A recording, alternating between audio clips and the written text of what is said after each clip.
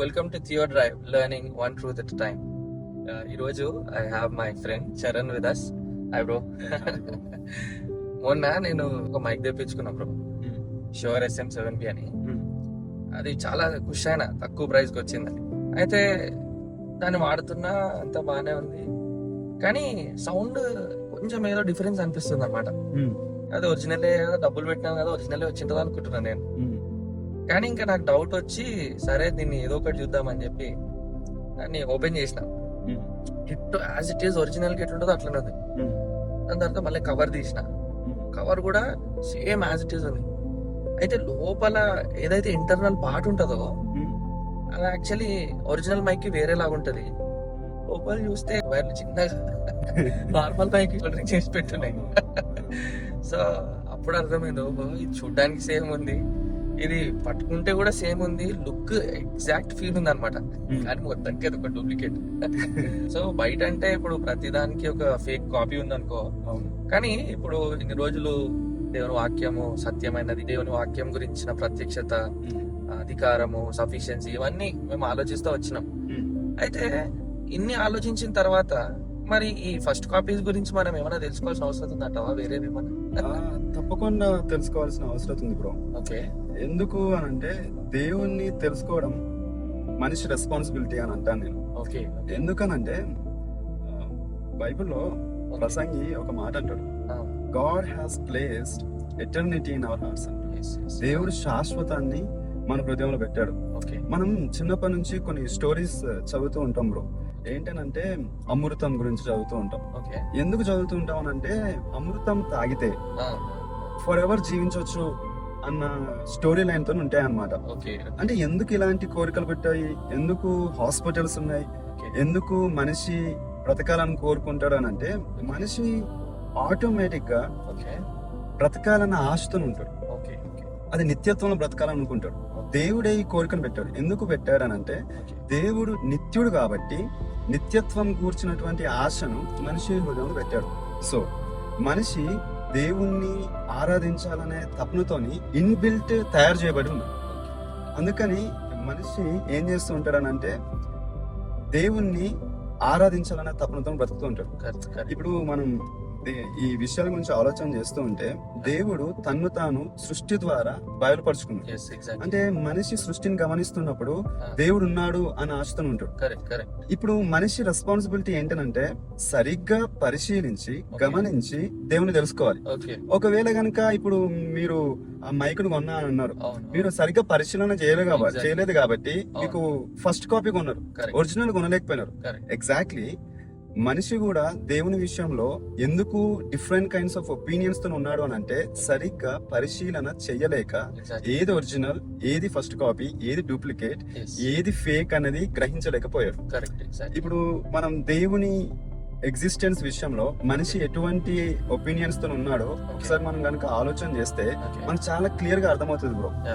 మనం వరల్డ్ లో రెండు గ్రూప్ ఆఫ్ పీపుల్ ని డివైడ్ చేసుకోవచ్చు. ఒకటి దేవుడు ఉన్నాడు అని చెప్పే గ్రూప్, థియిస్టిక్ గ్రూప్ అని చెప్పొచ్చు దీన్ని. రెండో గ్రూప్ ఏంటంటే దేవుడు లేడు అని చెప్పేవాళ్ళు, ఎథియిస్టిక్ గ్రూప్. దేవుడు ఉన్నాడు అని చెప్పే థియిస్టిక్ గ్రూప్ లో డిఫరెంట్ కైండ్స్ ఆఫ్ మళ్ళీ సబ్ గ్రూప్స్ ఉన్నాయి. దేవుడు లేడు అని చెప్పే ఎథియిస్టిక్ గ్రూప్ లో కూడా different kinds of sub groups ఉన్నాయి. అంటే డిఫరెంట్ లెవెల్లో దేవుడు ఉన్నాడని కొంతమంది నమ్ముతున్నారు, దేవుడు లేడు అని డిఫరెంట్ లెవెల్లో అంతే విధంగా నమ్ముతున్నారు. దేవుడు ఉన్నాడని నమ్మే ఈ సబ్ గ్రూప్ లో ఎలాంటి ఒపీనియన్స్ ఉన్నాయో మనం అర్థం చేసుకున్నప్పుడు, గ్రహించినప్పుడు ఏది ఫేక్ అనేది, ఏది ఒరిజినల్ అనేది కూడా తెలుసుకోవచ్చు. ఎగ్జాక్ట్లీ. మనం బేసిక్ గా చాలా సార్లు ఏమనుకుంటామంటే, సర్లే దేవుడిని నమ్ముతున్నాడు సరిపోతుంది. కానీ మీరు చెప్తున్నట్టు దేవుడు అనే దానికి చాలా డెఫినేషన్స్ ఉన్నాయి. అవును. సో ఏ దేవుడు అని ఆలోచన చేయాల్సిన అవసరం కూడా ఉందేమో. అందరూ ఒకే విధమైనటువంటి ఒపీనియన్స్ తో లేరు.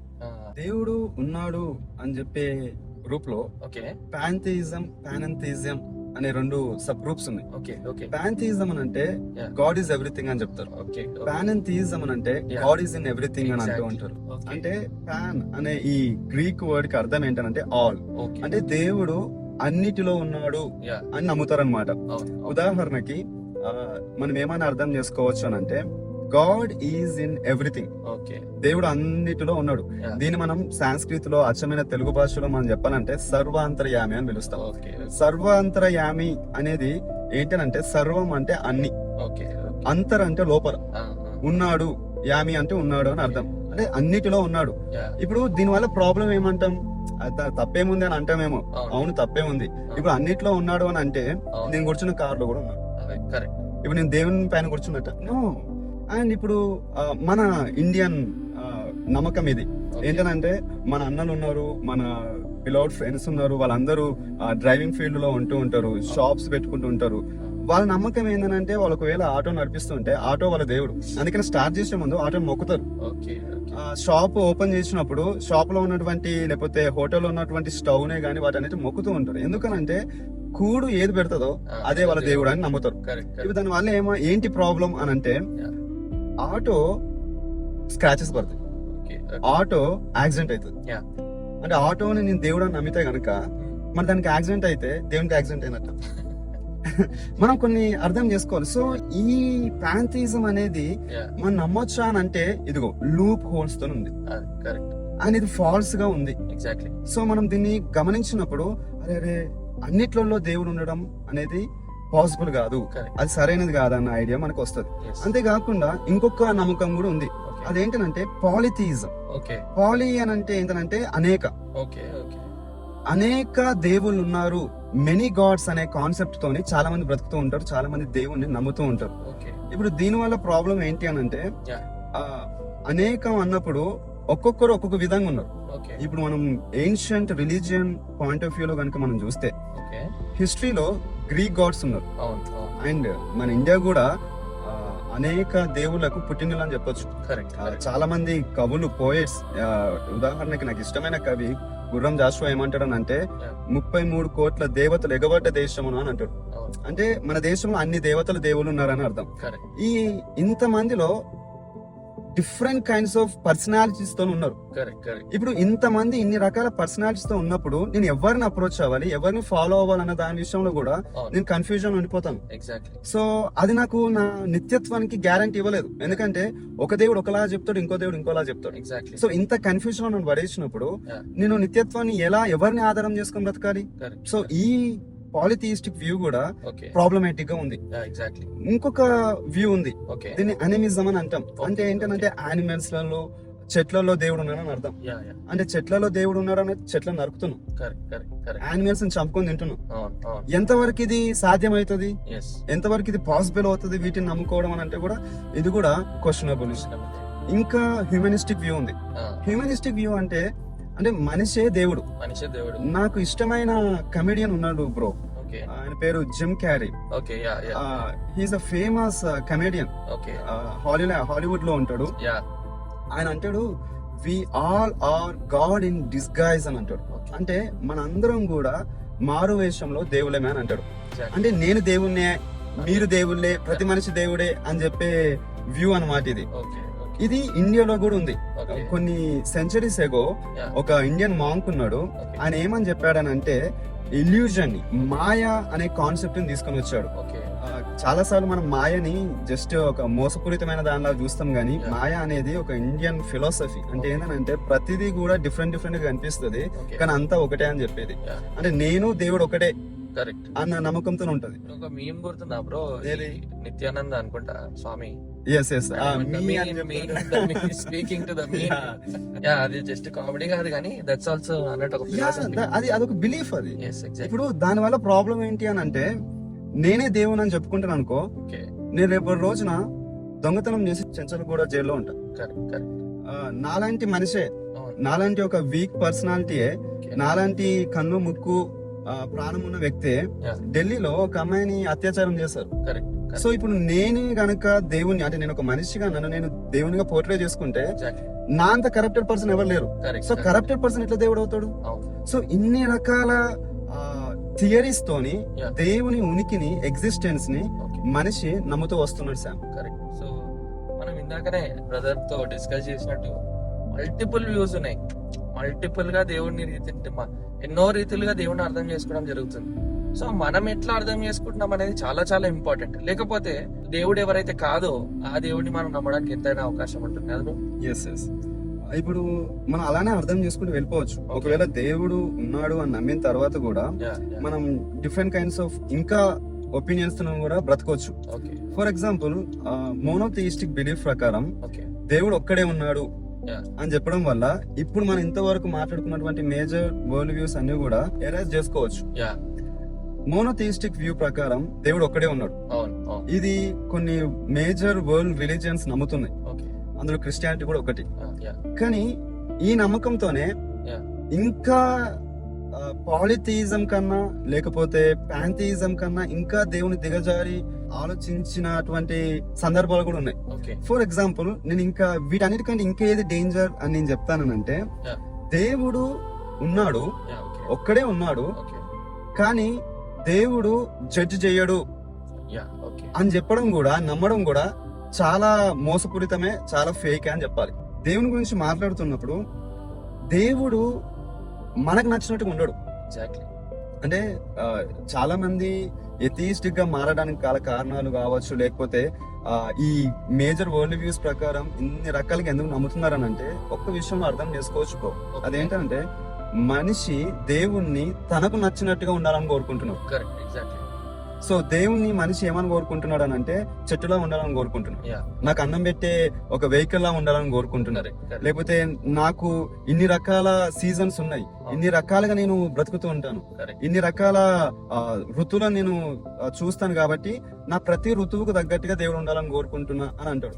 ఇప్పుడు ఉదాహరణకి ఒక ఏన్షియంట్ రిలీజియన్ ఉంది, ఓకే అది బైబిల్లో కనిపిస్తూ ఉంటది, ఓకే బయలు దేవత అని, అవును అవును బయలు దేవుడు.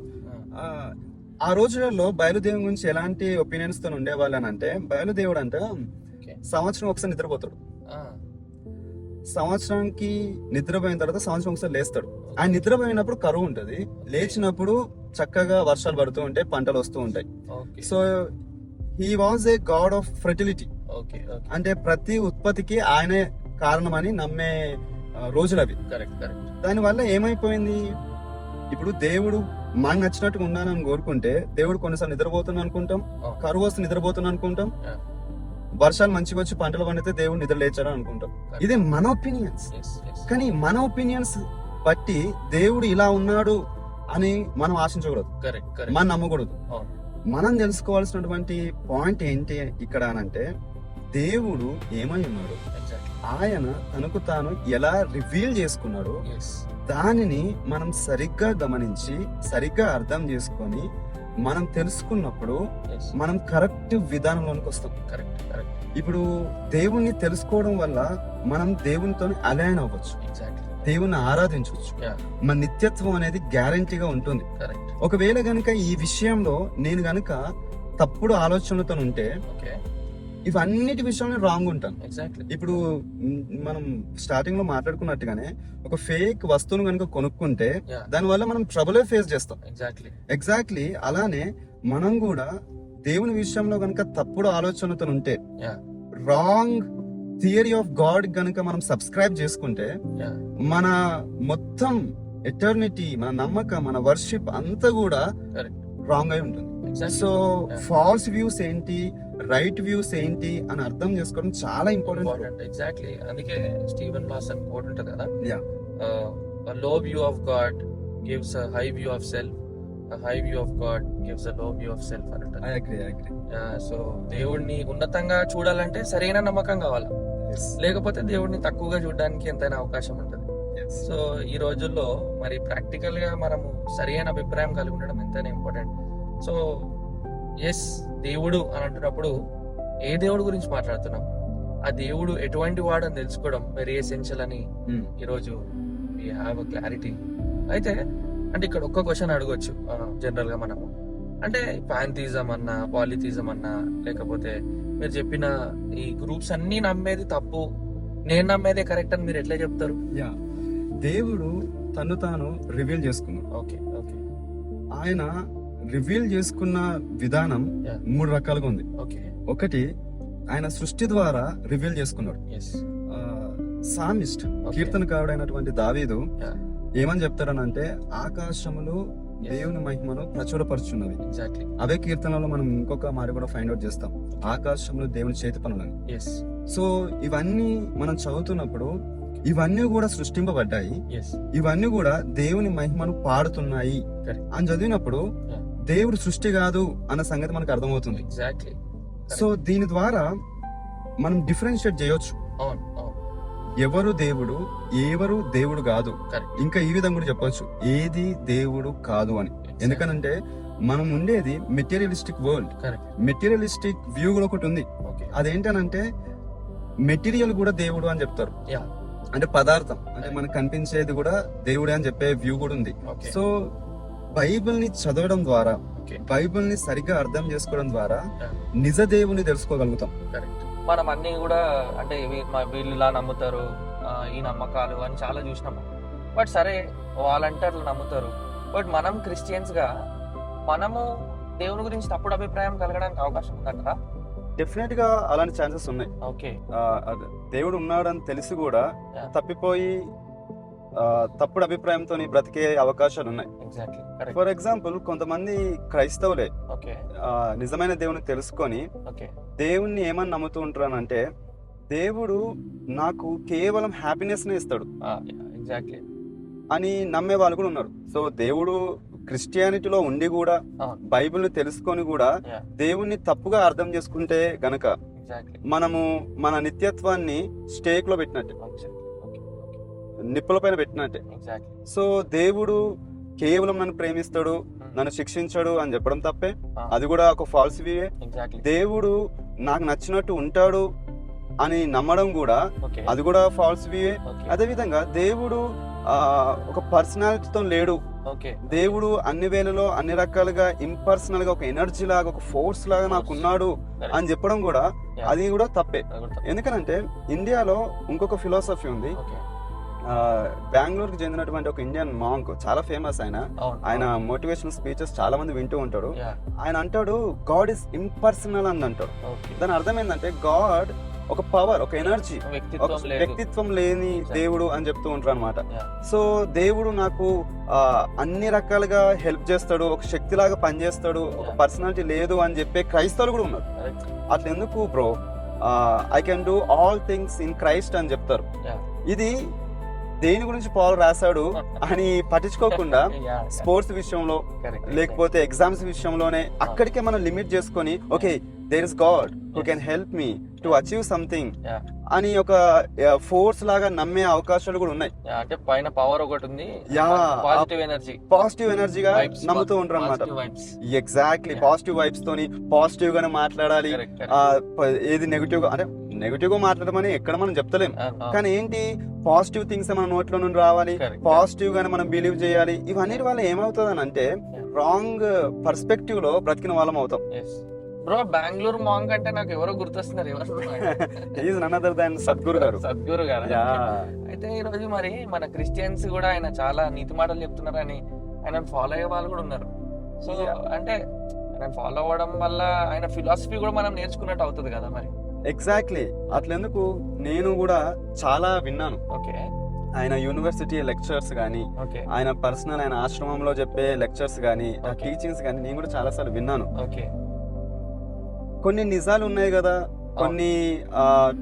కొన్ని మంచి మాటలు ఉన్నాయి కదా Yeah. అని మనం వాటిని రిసీవ్ చేసుకునే ప్రయత్నం చేస్తుంటాం. Correct. కానీ అట్ ద సేమ్ టైం అవి ఏ సోర్స్ నుండి వస్తున్నాయి Exactly. అనేది కూడా మనం అర్థం చేసుకోవాలి. Yeah, yeah. సో కొన్ని మంచి మంచి మాటలు ఉన్నాయి, కొన్ని మంచి విషయాలు ఉన్నాయని మనం నమ్ముతున్నప్పుడు Yeah. ఏ ఒరిజినల్ సోర్స్ నుంచి వస్తుంది అని మనం తెలుసుకున్నప్పుడు Yeah. ఈ వస్తున్నటువంటి అన్ని కూడా Yeah. సరైనవా కావా అనేవి డిపెండ్ అయి ఉంటాయి. ఓకే. సో ఇప్పుడు ఆయన ఏది నమ్ముతాడు అని అంటే ఇదిగో గాడ్ ఇస్ ఇంపార్సనల్ అని నమ్ముతాడు. ఎగ్జాక్ట్లీ. సో ఆయన దగ్గర నుంచి వచ్చే సోర్సెస్ అన్ని కూడా ఇలానే ఉంటాయి. అలానే ఉంటాయి. We are just expressing his belief. Exactly. So, but a person's belief will direct what he will teach. Yes. So, if you are a person who believes in the Bible, you cannot agree with a person who teaches against the Bible. Yes exactly. So, ఆ విషయంలో careful ఉండాలి. అవును. So dear friends, ఈ రోజు మనం ఏం చూడడం జరిగిందంటే దేవుని గురించిన తప్పుడు అభిప్రాయాలు. అంటే దేవుడు ఎవరో మనం తెలుసుకోక ముందుకు దేవుడు ఎవరు కాదు అని కూడా మనం ఆలోచన చేయాలి. So that's what we have learn today. And ఒకవేళ మనం ఎవరైనా ఇంకా తప్పుడు అభిప్రాయం మన సొంత ఊహను బట్టి, లేకపోతే దేవుడు అంటే అందరూ ఒకటేలాగా ఉంటారు, అన్ని కూడా ఒకటే అన్నాడు అనుకుంటే చాలా పొరపాటు. ఇక్కడ నాకు తెలిసి మనం ఇది కూడా ఆలోచించవచ్చేమో బ్రో. అంటే సబ్కా మాలిక్ ఏక్ హే అని అంటారు కదా, ఎస్. అది నిజమే. అంటే నిజంగా దేవుడు ఒక్కడే, ఆయనే అధికారి అని అర్థం. కానీ బేసిక్ గా మనం ఆలోచించాల్సింది ఏంటంటే అన్ని రిలీజియన్స్ ఒకటే అన్నట్టు అంటారు, Hmm. కానీ అన్ని రిలీజియన్స్ చూడడానికి ఒకలాగా ఉంటాయి, Hmm. కానీ నమ్మకాలన్నీ ఒక్కదానికి ఒకటి భిన్నంగా ఉంటాయి. ఆ నిజమైన దేవుడిని మనం నమ్ముకొని, ఇందాక బ్రదర్ చెప్పినట్టు ఇదేదో గుడ్డి నమ్మకం కాదు, ఇదేదో డాగ్మాటిక్ గా చిన్న పిల్లోడ్లాగా నేను పట్టుకుందే కరెక్ట్ అని చెప్పడం కాదు, కానీ Hmm. బికాజ్ ఈ రివీల్డ్ హిమ్సెల్ఫ్, ఆయన తను బయలుపరుచుకున్న విధానం బట్టి అది మారల్ గా చూసినా లాజికల్ గా చూసినా ఏ కోణం నుంచి చూసినా కూడా God of the Bible is only worthy to be called God, and may we worship him with reverence and fear. Amen.